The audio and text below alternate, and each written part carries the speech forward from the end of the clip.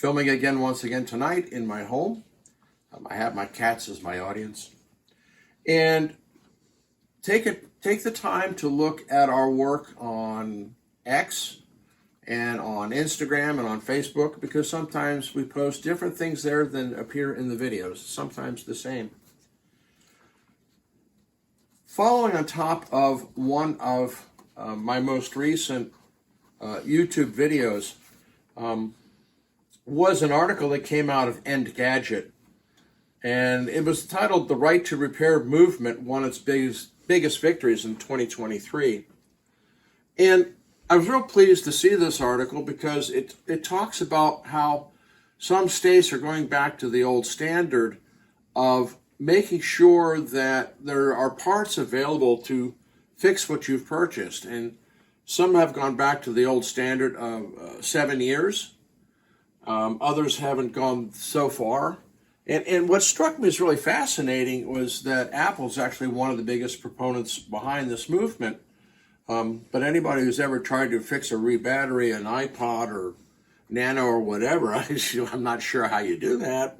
But I thought it kind of curious and okay. But you're seeing essentially kind of the end of the encroachment, because even now when you're buying laptops, your main original memory is no longer a chip that you can replace and upgrade, but it's actually soldered into the laptop itself. So that kind of frustrates service and upgrades. I bring this up because, in my YouTube video, I talk about this sort of problem for several manufacturers, and we've run into it ourselves. And a product may go out of warranty, and if it's one of those that's remote control that has a little tiny transformer that powers the remote control section, and it fries out, the rest of the machine is dead because you can't get it to turn on. Because that power button actually goes through that little relay again. So I'm glad to see some movement there. I would encourage people to write your state congressional leaders if you have an interest in the subject, and encourage them to look into making sure that more products are serviceable, either by the shop or by the end user. And so I was real glad to see that article. It was published on Yahoo December 29 to 23, but look that up with Engadget. They posted it December 27th at 9:30. And I was real pleased to see that some people are really starting to take this problem seriously. And it kind of footnotes into one other thing, and I wrote it so well, I'm just simply going to read it to you, because we had a gentleman who commented to my one video and basically said, well, I'll never buy their product based upon some service issues. And that's really not the way to look at that.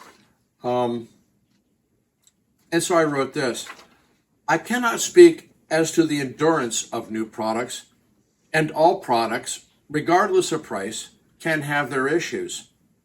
It is, however, a question of how any issue that does arise is handled. And that was the point of the YouTube video. For years, several major manufacturers of both premium and otherwise high-quality products had major quality problems, and it was the distributors that absorbed these problems when the manufacturer failed to do so. So when Lynn had a U.S. distributor, Audiophile Systems, and Gary Warzen, whom I always will dearly love, they took the hit with a lot of the problems that Lynn was having. And when they shut down, their boneyard of Linda products was just astounding. Audiophile Systems, moved on to Arcam, and they had just their own set of problems.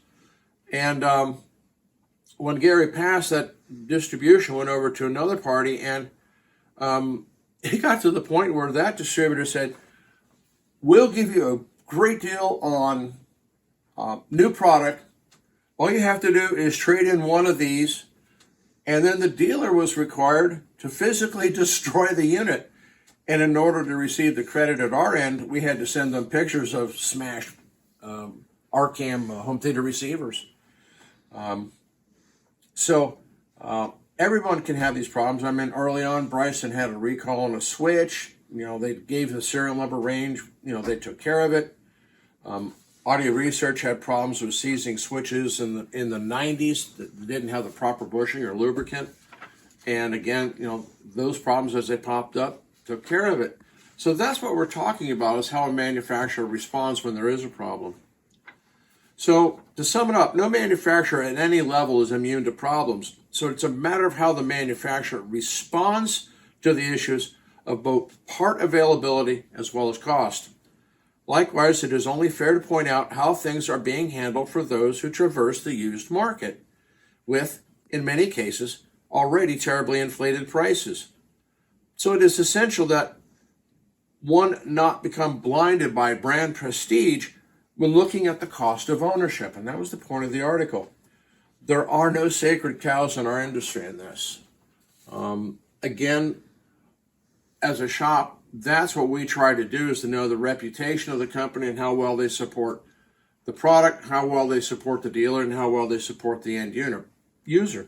But they've got to support us. And if they can't support us, I really don't have a whole lot of interest in the product line, because I don't like to see people upset. I don't want you upset. And there's no reason for it, particularly if you have a choice to avoid it. And that's what we try to do. So thank you again. Have a good evening. Bye-bye.